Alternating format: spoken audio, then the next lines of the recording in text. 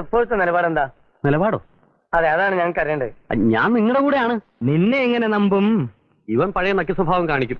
ഇത് ഇപ്പൊ തന്നെ അവരോട് പറഞ്ഞു നിന്നെ ശരിയാക്കി തരാടാ തെണ്ടി. പേടിക്കണ്ട, നോമുണ്ട് കൂടെ. എനിക്ക് തൃപ്തിയായി. നീ കേറക്കൂടാത്. നീ പോയല്ല മണ്ടത്തരം കാണിക്ക. ആരാ ഞങ്ങളുടെ പൊന്നനീന് തല്ലിയത്? അത്ര ചങ്കുറ്റുള്ളവന്മാരുണ്ടെങ്കിൽ വാടാ. 500 മക്കൾ ആരാണെന്ന് കാണിച്ചു തരാം. വാടാ. എന്റെ ഒരു മോനെ നിനക്ക് തൊടാൻ പറ്റുള്ളൂ. പക്ഷെ 2 മിനിമം എന്റെ കൂടെ തന്നെ ഉണ്ട്. അതിന് കളി തീർന്നിട്ടില്ലല്ലോ എന്റെ ഉണ്ണിത്താനെ. ടൈം കിടക്കുക. സാർ ഈ കേസ് ജയിക്കണം. ഞാൻ ഈ കേസിൽ ജയിക്കും. തനിക്ക് വേണ്ടിയല്ല, എനിക്ക് വേണ്ടി. അങ്ങനെ എന്തെങ്കിലും സംഭവിക്കണമെന്നുണ്ടെങ്കിൽ ക്യാപ്റ്റൻ ഗ്ലീറ്റസ് പഠിക്കരേ ജയിച്ചെന്ന് തോന്നുന്നുണ്ടായിരിക്കും ഇല്ലയോ?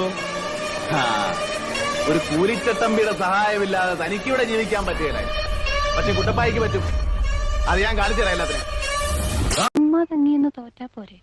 അതിന് ഈ വീരവാദം വേണോ? ചുമ്മാ തങ്ങിയെന്ന് തോറ്റാ പോരേന്ന്.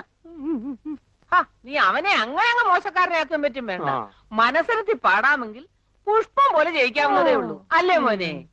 അത്ര വലിയ സ്റ്റാർ വാല്യൂ ഒന്നും ഉള്ളവന്മാരല്ല. പക്ഷേ അവന്മാരുടെ കയ്യിൽ ഒരു ഐറ്റം ഉണ്ട്.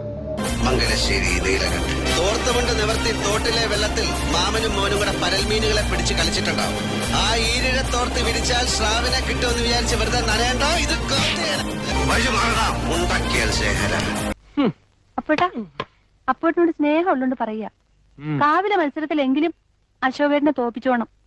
അതിലും തോറ്റിട്ട് അടുത്ത മത്സരത്തിൽ എടുത്തോളാന്ന് പറയാൻ ഈ വർഷം വേറെ മത്സരങ്ങളൊന്നും ഇല്ല. എന്റെ ദൈവങ്ങളെ, മത്സരങ്ങൾ നിർത്തിയോ? ത്രിവിക്രമിന് പോകാറായില്ലേ? ഞാൻ പോകുന്നു. Bye bye.